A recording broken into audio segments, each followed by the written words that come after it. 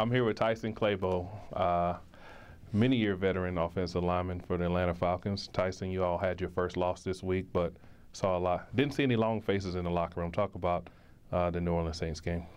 Well, obviously we were disappointed, but you know, it's also part of the season. You know, I think that if we're as good as I think we can be, that we'll respond well to adversity. And I think in order to go where we want to go, that's going to be part of our growing process. Every team in the National Football League has problems. You all have less problems than most.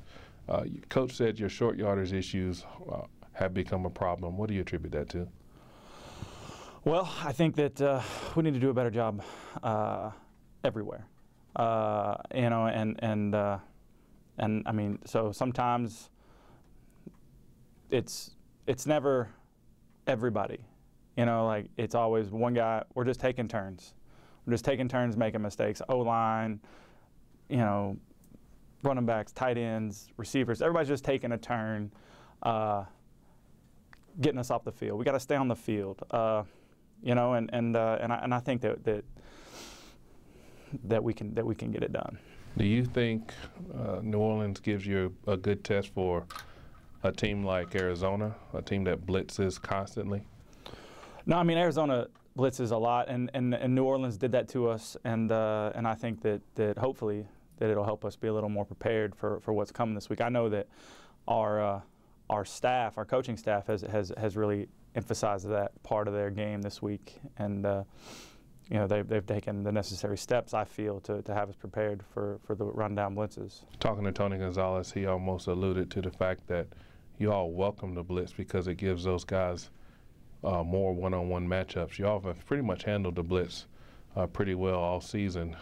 Darrell Washington's an inside linebacker that not a lot of people in the National Football League known about before this year, but he has 8 sacks on the season. Talk about his play. He's relentless now. I mean, like a lot of his sacks have come off of effort, you know, like that, like the running back will step up, you know, they'll pick up the blitz well, and then the play will break down, and he's still coming, you know, and so he's, we have to match his intensity, I think, and I think that if we do pick up their blitz, it gives us the advantage in the back end with the talent that we have back there. So, you know, risk reward for them, and you know, it's just going to see how it plays out. As we move closer to Thanksgiving, you have a lot to be thankful for in terms of your journey to the National Football League. It starts at Farragut High School in Tennessee. Right. You go to Wake Forest and play for the Demon Deacons. And then your journey starts a long way from the Atlanta Falcons. Denver. Yeah. Denver, yeah. As a free agent after the draft, I went to Denver. I was with the Giants for 2 weeks, the Chargers for another week, and back with Denver to end the season. NFL Europe. Hamburg Sea Devils, the inaugural season of the Hamburg Sea Devils, and then back to Denver for camp that next season, and then here ever since. And so it's been, you know, early, a lot of uncertainty and a lot of moving around. But once I got to Atlanta, you know, I managed to hang on, and I've really enjoyed my time here. That's not the journey that most Pro Bowl players take, but I know you're thankful for that opportunity. I get a chance to sit next to your dad, Phil, at a couple of the ball games, and he thoroughly enjoys watching you play. How's your dad influenced your playing career? Well, my dad was a football player at University of Tennessee, and he was in a few camps, Washington and Seattle, after his college career. He never latched on, you know. But the thing about that is that we had a very similar situation when he was coming out of college and coming to the league. There was no practice squad, so you either made the team or you didn't.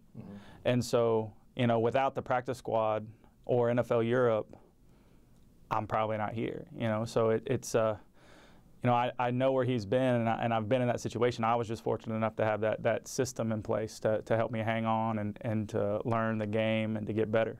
Keeping with the theme of being thankful, your teammate Todd McClure, you've made a huge social media push into trying to get him into the Pro Bowl. Right. See your hat? Right, yeah. Let's take a close-up. Vote for Todd. Vote for Todd.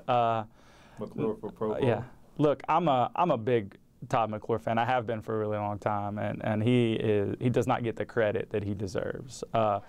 You know, he's sent multiple quarterbacks to the Pro Bowl, multiple running backs have gone to the Pro Bowl, multiple 1,000-yard rushers, all those things, you know, and every one of those snaps, I mean a high percentage, 95+% of those snaps have all started with him starting the whole thing. And he doesn't get credit that he deserves for that, and he's a heck of a football player, and it would mean a lot to me if he got the recognition that he needs. Now he'll downplay it and pretend like he doesn't care, but he actually gets embarrassed, which is also a big part of the reason that I do it, because I enjoy watching him get red-faced.